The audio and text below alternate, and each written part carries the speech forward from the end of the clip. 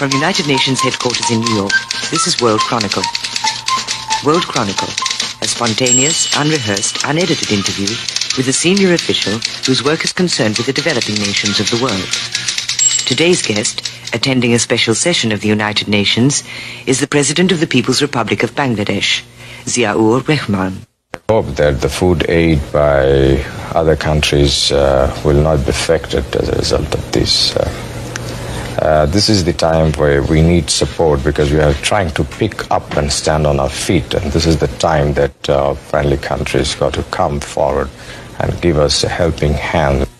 In a moment, additional views, opinions and answers to reporters' questions from today's guest on World Chronicle, which is presented by United Nations Radio and Television in cooperation with the UN's Division for Economic and Social Information. Here now is the programme host, news correspondent of the British Broadcasting Corporation, Brian E. Saxton. Hello and welcome back to another edition of World Chronicle. And here at United Nations headquarters in New York today to interview our guest are three news correspondents. Brennan Jones, correspondent for Interpress Service, the Third World News Agency, Peggy Wilkins of the International Staff of the Wall Street Journal, and Prem Shankar Yar, editor, Financial Express, New Delhi. Our guest today, Ziaur Rahman, the President of Bangladesh, was born in 1936. He became a professional soldier at the age of 17 when he joined the army of Pakistan.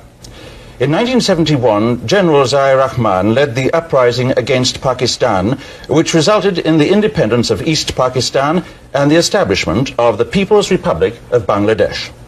Following the change of government in 1975, Ziaur Rahman was appointed deputy and later became chief martial law administrator of Bangladesh. In 1978, Bangladesh held its first ever presidential election, and Ziaur Rahman was elected to office by defeating his nearest rival by some 11 million votes. President Ziaur, we're delighted to have you on this edition of World Chronicle, and here with our first question for you is Mr. Jha of the Financial Express in New Delhi. Mr. President, the question I have to ask you today concerns your statement this morning to the General Assembly, where, if you'll pardon me using the phrase, you dropped a small bombshell as far as the Group of 77 were concerned. In fact, someone listening to you said that it's rather like the chap who told the king that he had no clothes on.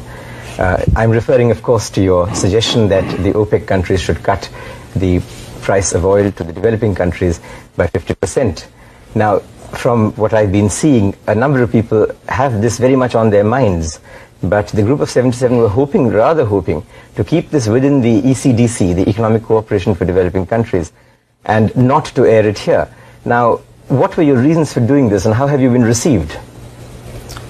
Well, that's for you to judge how I have been received as far as this is concerned. But countries like ours, the least developed countries, are really badly affected as a result of the general inflation all over the world and the rise in oil price. On the one hand, we are paying far too much price for oil, and on the other hand, we are having to get from the developed countries finished products at higher and higher price. So on the one hand, we are having to pay a much higher bill for oil, and on the other hand, we are having to pay much higher bill for imported products. This has put us off very badly.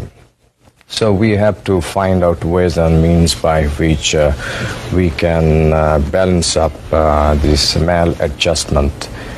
And it is with this objective that I suggested that the OPEC countries should think of supplying oil at that price level to the least developed countries.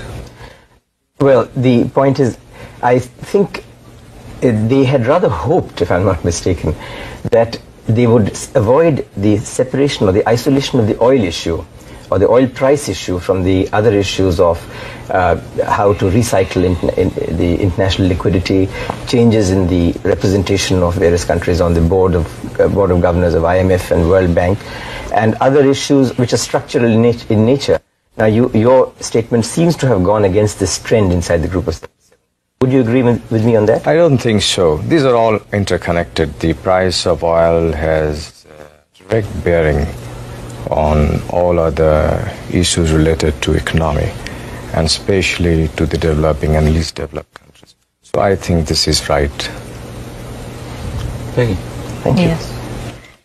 I'd like to ask you about the commodity agreements. Does Bangladesh stand to gain from those?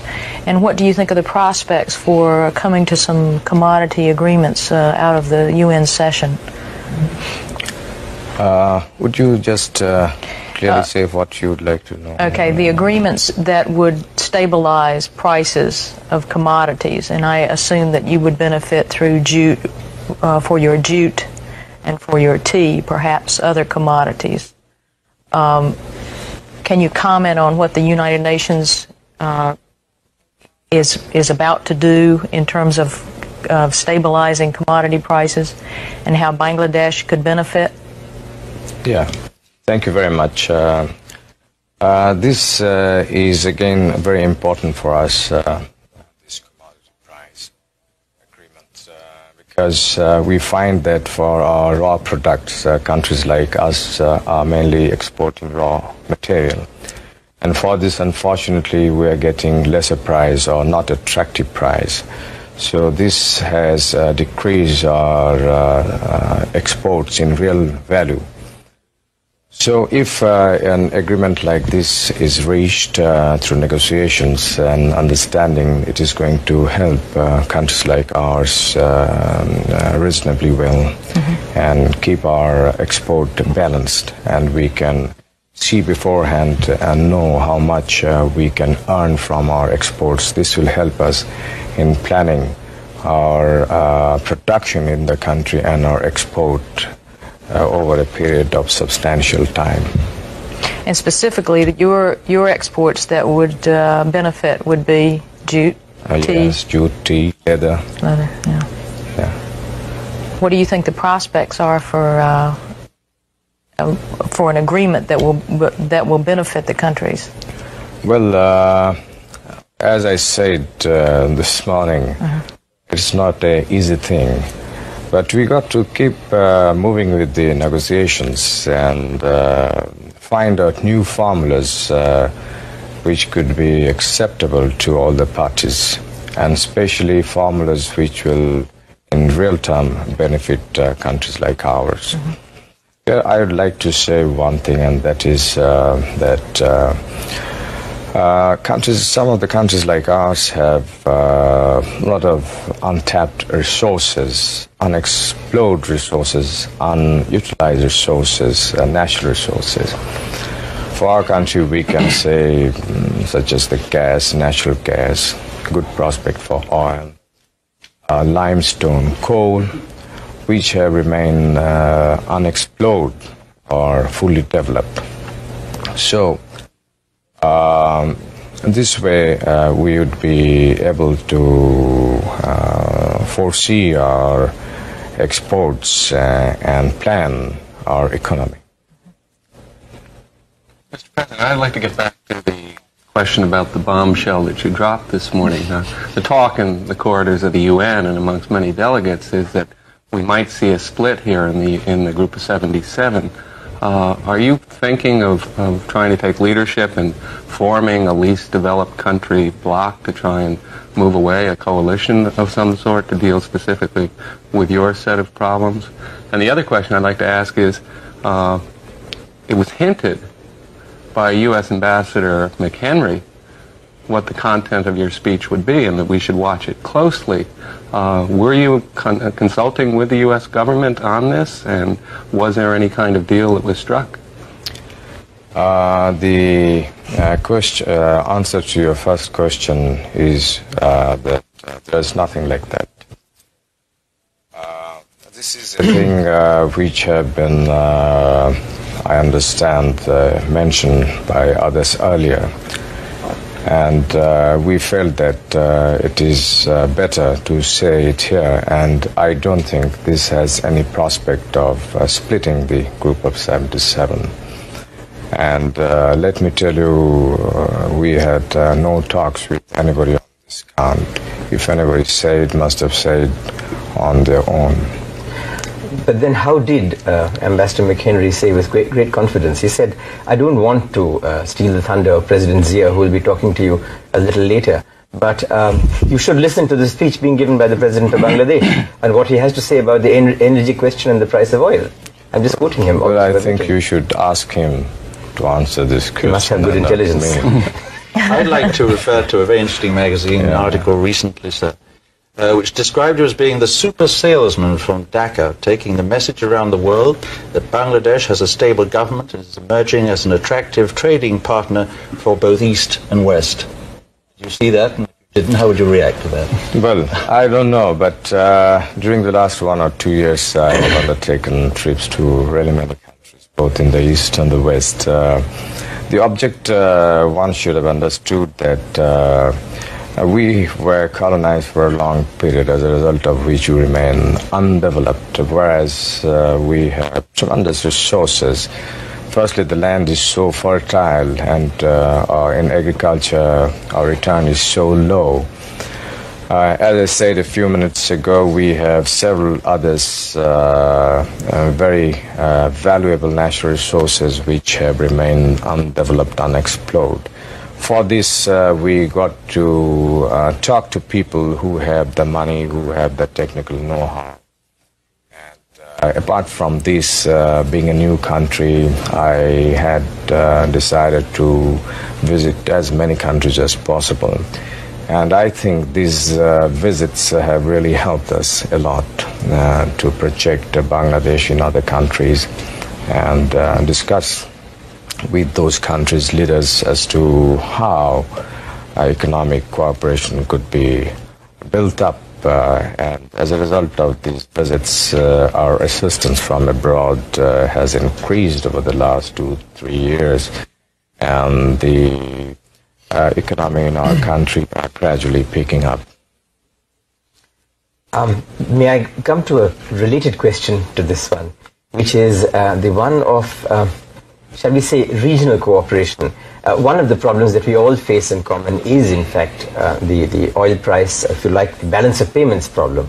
And it seems to me that the best thing what we possibly do is try and the countries most affected, least developed, most seriously affected, doesn't really matter which, that we should try and buy as much from each other and possibly try for better terms. Now, for instance, all the 4 countries of the subcontinent have an interest in tea, in jute, in leather, and textiles to a large extent. And at the same time, at least one of the countries, which is India, is producing many of the products that you would need, for example, cement or textile machinery, at very, very much lower than world prices. Now, what is anything being done? Are you thinking of something towards regional cooperation, or is it all snagged up on big issues like the Farakka barrage and things like that? You see, you are aware that a few months ago, Bangladesh proposed a forum on the basis of South Asian countries. And this has been well received by the various countries of South Asia region. And the object is that through this forum, we could do many things which will benefit the region as a whole. And under that forum, trade, commerce, and other bilateral relations, regional matters could be discussed, as in case of other regional forums. I'd like to pursue a question on the issue of food aid, which is certainly an issue in the United States where this can be seen. There's an awful lot of solid documentation that has come up that perhaps too much food aid is going into Bangladesh, that recently the British government curtailed government-to-government aid because of what they saw as some of the abuses there, that the rationing program tends to go to the urban population and to civil service workers, and that it's had a negative effect on agricultural production because it's a disincentive to the producer. How do you respond to those criticisms, and what really is being done? Right. Let me tell you that up to 1950, our country then, East Pakistan, was self-sufficient in food. And thereafter, till recently, the agriculture sector, not much was done. As a result, with the growth of the population, the requirement of the food went up, but the food production remained low. Now, we have rationing system in our country which is coming over since a long period.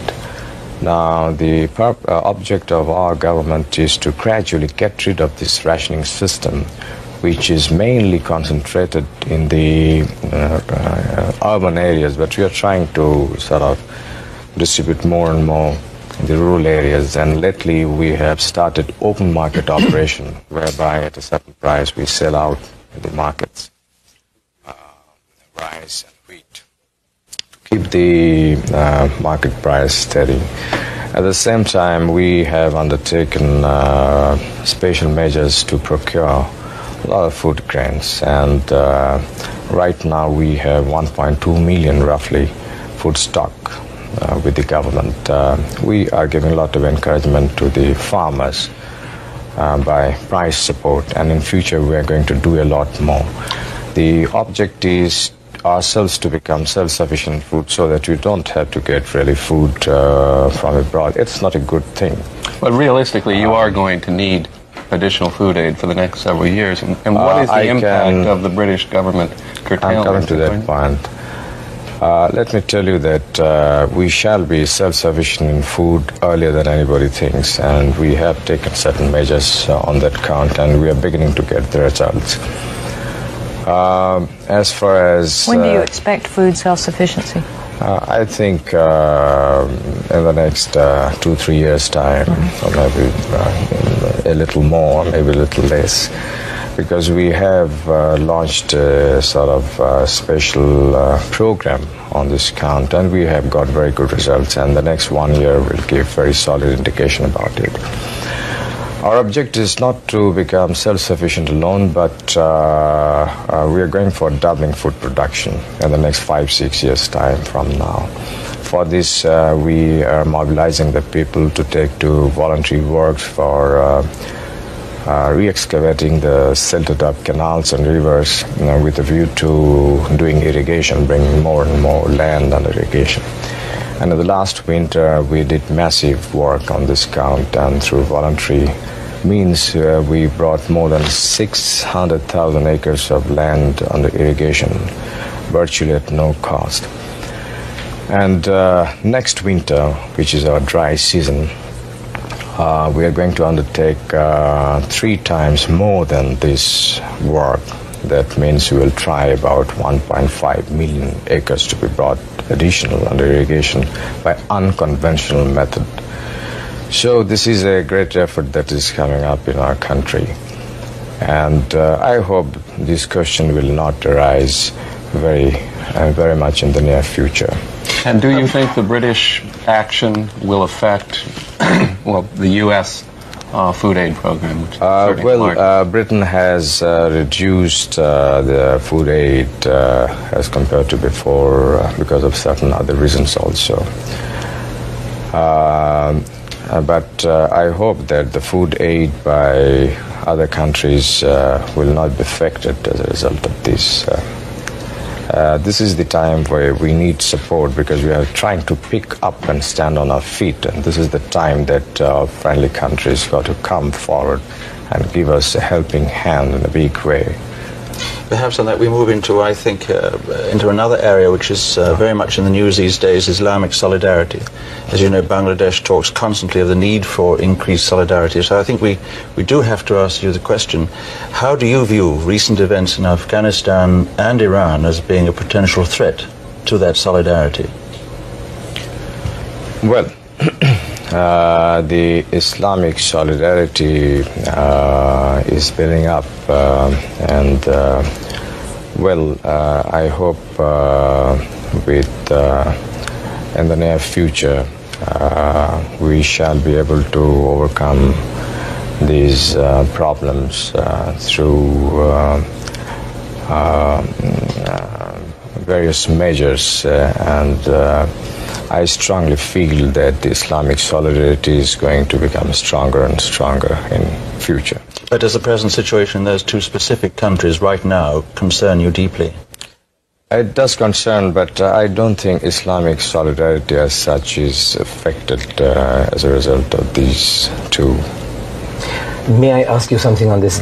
The Islamic bomb, the nuclear bomb being so-called constructed in Pakistan, how do you feel about this? I would be rather ambivalent about this. Here's a country that you fought to liberate yourself from a few years ago, and which is building a bomb, which is allegedly an Islamic bomb, and you're most certainly a part of the Islamic group of countries. Well, what would you feel about this? Well, I know as much as you know, and I understand that they're not making any bomb. Well, I hope that's so, sir. You have better information. But this question of Islam, which you know is very high in everybody's minds these days, that Islam is in the throes of some kind of renaissance, some change. And there's been an unusually strong emphasis being placed on Islamic solidarity. We're back to this continuous phrase which keeps making the headlines. Isn't there the danger perhaps that this kind of policy might be regarded as a sort of isolationist policy? From what? From getting away to that old Islamic concept of greater cooperation and contact between nations. I don't think this will affect that.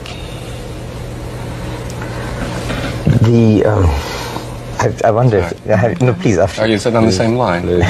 If we have in our few minutes left, I'd love to pursue this, because it is a terribly... Well, I wanted to ask you about a little more about Afghanistan and your reaction to the problem there, and how you feel, what can be done, what would you like to see? Well, I think our position on Afghanistan is quite clear, and we feel that the foreign troops from Afghanistan should be withdrawn, and the people of Afghanistan should be left on their own to choose their system, political, economic, and government system. Well, I think the obvious other question is Iran.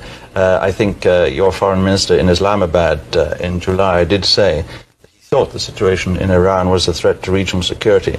And I think there was the idea of setting up a contact group to help solve that problem. What has been the latest news on that? Well, I precisely don't know, but I think they are making all efforts to work out some understanding with the present Afghan people or government. I don't understand. I don't have the exact information, but they are approaching in various ways to realize their objective. My question gets back to what the UN is doing here in the special session. I think most people have the assessment that not much is going to come out of it, which leaves Pakistan or Bangladesh very much in a situation like a lot of developing countries. Insufficient assistance from the North, or concessions by the North, and probably not much from OPEC. What does a country like yours do then, given the inflation rate, given the world economic crisis?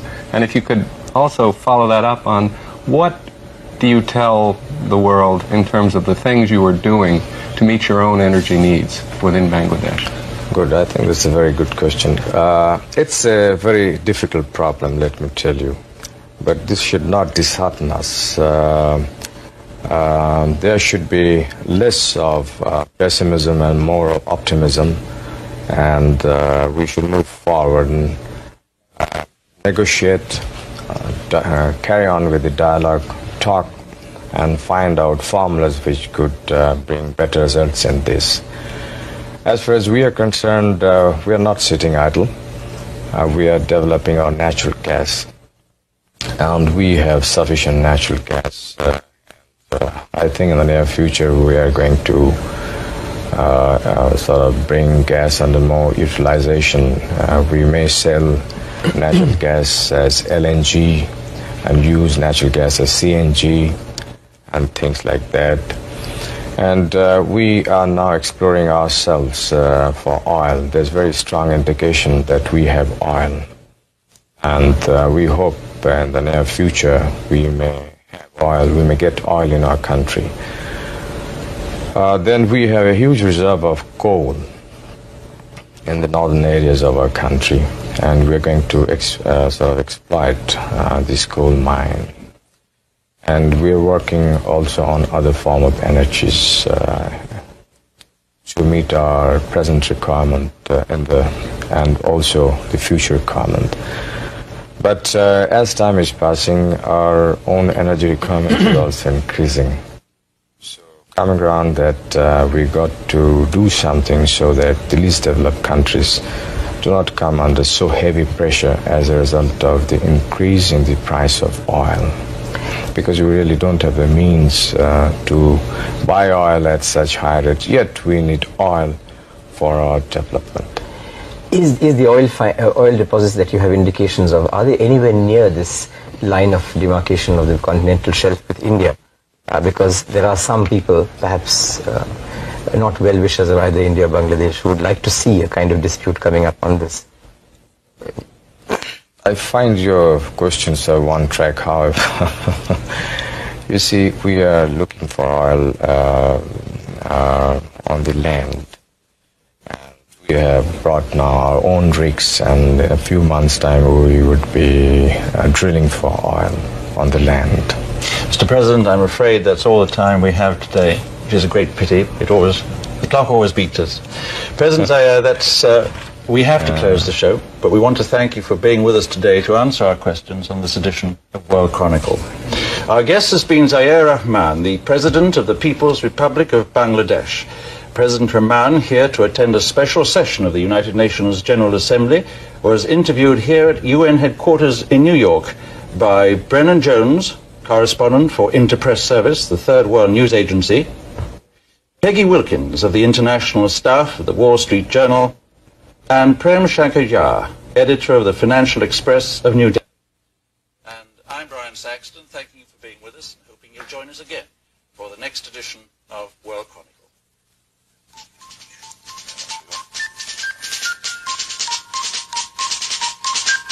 Transcripts of these interviews may be obtained without cost by sending a stamped, self-addressed envelope to World Chronicle, United Nations, New York, 10017. World Chronicle is broadcast in developing and developed nations worldwide and features senior officials whose work is concerned with the developing nations of the world, in spontaneous, unrehearsed, unedited interviews conducted by reporters from press, radio, and television. World Chronicle is a public affairs presentation of this station. It is produced by United Nations Radio and Television in cooperation with the UN's Division for Economic and Social Information. This is Tina Jorgensen speaking.